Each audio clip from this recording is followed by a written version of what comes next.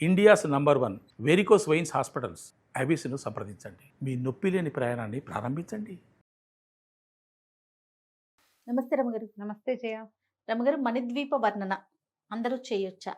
ఇది ఒక అంటే కామెంట్స్లో మనకి ఎక్కువగా కనిపిస్తోందండి. ఇది చాలా మందికి అనుమానాలు ఉన్నట్లుగా అనిపిస్తోంది నాకు.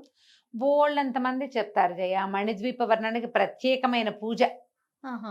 ఎవరో చెప్పారు, గురువు గారు చెప్పారో, గురువమ్మ గారు చెప్పారో, వాళ్ళ ఓన్ గురువు గారే చెప్పారో తెలీదు. 9 ఆవరణలు ఉంటాయి, నవావరణ ఉంటుంది. 9టికి 9 రంగుల పువ్వులు చేయాలని, 9 వారాలు చేయాలి, 9 మంది ముత్తైదులకు పెట్టాలి, 9 రకాల జాకెట్ పీసులు పెట్టాలి, 9 రంగుల గాజులు ఇవ్వాలి. చాలా ఉన్నాయమ్మా. నమో నమః.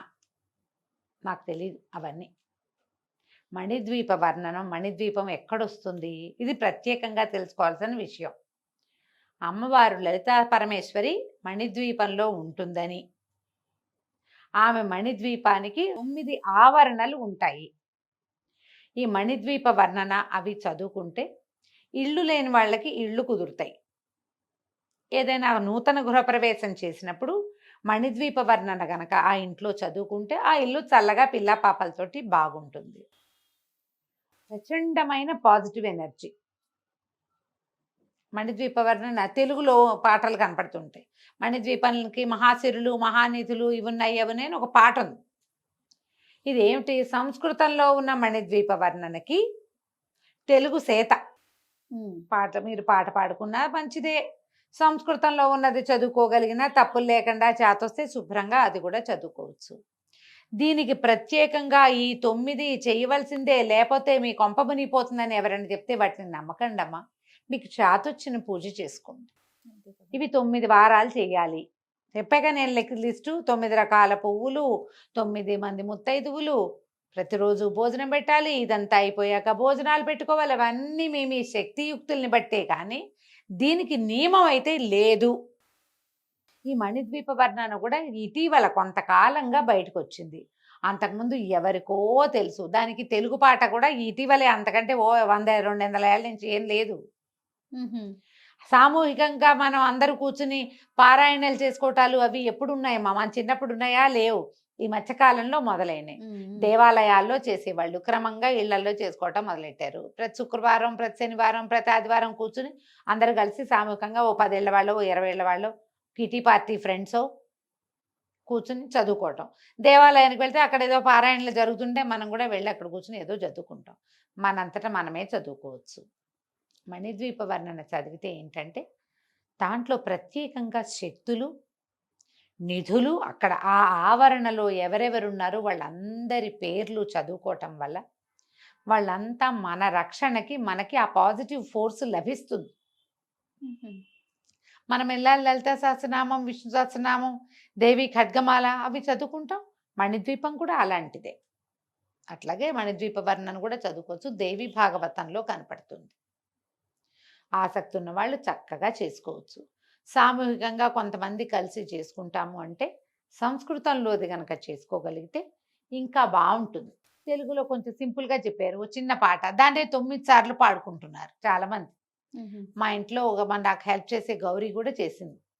బోళ్ళు పువ్వులు తెచ్చేది. ఎందుకే ఇన్ని పువ్వులు తెచ్చావంటే, మణిద్వీపం చేయాలి కదమ్మా అంటది. కథ ఏమిటి, కథ అన్న మాట ఏం లేదు, చేయగలిగితే చేస్తావు.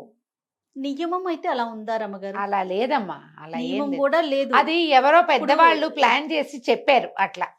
కాదు రమగారు, కొన్ని పూజలకి ఒక ప్రత్యేకమైన విధానం ఉంటుంది కదా, కొన్ని వ్రతాలకి ప్రత్యేకమైన నియమాలు ఉంటాయి. అట్లా మణిద్వీప వర్ణనకి ఏమైనా చెప్పబడిందా అని అడుగుతున్నాను. ఎవరో చేశారు దాన్ని, అంతే అంతే తప్ప అది పురాతన కాలం నుంచి వచ్చిన విధానం అయితే కాదు.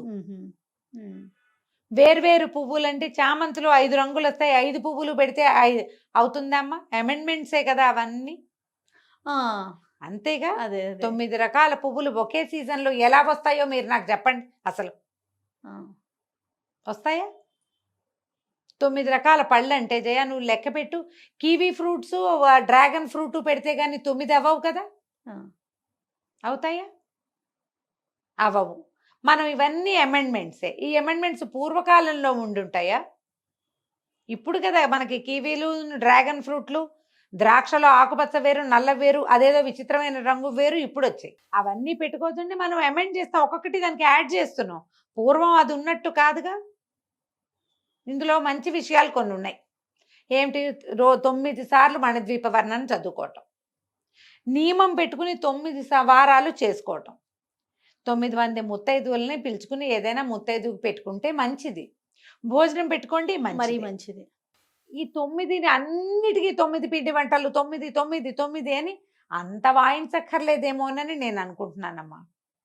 అంతే, అంత అక్కర్లా. కొంతైనా చేసుకోండి, మానేయకుండా. 9 వారాలు రోజుకోసారైనా 9 రోజులు చేసుకోండి. 9వ రోజున దాన్ని పూర్తి చేసుకోండి, నమస్కారం చేసుకోండి. 9 రోజులు చేస్తాను లేదా 9 వారాలు చేస్తానని సంకల్పం చేసుకున్నాం, చదువుకోండి. ఎవరికైనా తాంబూలం ఇవ్వండి. చదువుకోవటానికి సులువుగా ఉంటుందా రమ్మగారు? తెలుగులో అయితే సులువుగానే ఉంటుంది. సంస్కృతం ఒక్క రవ కష్టం, కొంచెం పెద్దది కూడా. దేవి భాగవతంలో ఉంటుంది. మణిద్వీప వర్ణన సంస్కృతానికి పుస్తకాలు దొరికేస్తున్నాయి. మీరు ఎప్పుడైనా చేశారా? నేను చేయలేదు, చేయలే. మాకు పెద్దగా దాని మీద అలవాటు అవ్వలేదు. ఆసక్తి కాదు, అలవాటు పడలేదు. ఎందుకంటే మేము ఏం చేయబోయినా మా ఇంట్లో మామూలుగా మేము ఏం చేసుకున్నా విష్ణు సహస్రనామం చేసే అలవాటు, లక్ష్మీ అష్టోత్తరం చేస్తాం. ఇప్పుడు శుక్రవారాలు ఇలాగా దేవి పూజలు కాలంలో ఏమో లలితా సహస్రనామము, త్రిశతి, ఖడ్గమాల ఇవి చదివే అలవాటు. ఇప్పుడు సౌందర్య లహరి ఒకటి ప్రాక్టీస్లో ఉంది, అది కూడా చదువు. సమయం జాలద్దు. మణిద్వీప వర్ణన అనేది ఒక ప్రత్యేక విధానంగా చేసుకుంటున్నారు. చక్కగా చేసుకోండమ్మా, ఏం భయం లేదు. చేయకపోతే అలా చేయకపోతే ఏదో కొంప మునిగిపోతుందనే భయము, కాంప్లికేషన్లోకి వెళ్ళద్దు. మీ శక్తి అనుసారం ఎలాగైనా చేసుకోవచ్చు. దాంట్లో నవావరణలు ఉన్నాయి కాబట్టి 9 అంకె ముఖ్యమైనదిగా చెప్పబడింది. ఎన్ని 9లు కుదిరితే అన్ని చేసుకోండి. ఏ 9 కుదరలేదు, చదువుకునే 9 అయినా ఫినిష్ చేయండి. ఇలా చేసుకోవచ్చు తప్పకుండా. అలాగే చేస్తేనే కుదురుతుంది. ఇలాంటి భావాల్లోకి వెళ్ళబోకండి. అంతే, చదువుకోవచ్చు. గృహప్రవేశం చేసినప్పుడు మన ఇంట్లో ఏదైనా కొత్త ఇంటి గృహప్రవేశం చేస్తాం లేదా అద్దెంట్లోకే వెళ్ళాం, అప్పుడు చదవండి. అప్పుడు ఆ ఇంటికి బలం వస్తుంది, వాస్తు దోషాలు పోతాయి, ఇంట్లో సుఖము శాంతి అవి ఉంటాయి. ఏదైనా నెగిటివ్ ఫోర్సెస్ ఉంటే ఇంట్లో అవి బయటికి వెళ్ళిపోతాయి. దాన్ని ఈ మణిద్వీప వర్ణన్ని ప్రధానంగా అందుకే చెప్తారు. మన అవకాశాన్ని బట్టి చేసుకోవచ్చు. ఇవన్నీ ఇటీవల కాలంలో వచ్చినవే. మన అవకాశాన్ని బట్టి ఎలా కుదిరితే అట్లా చేసుకోవచ్చు. నమస్తే. నమస్తే.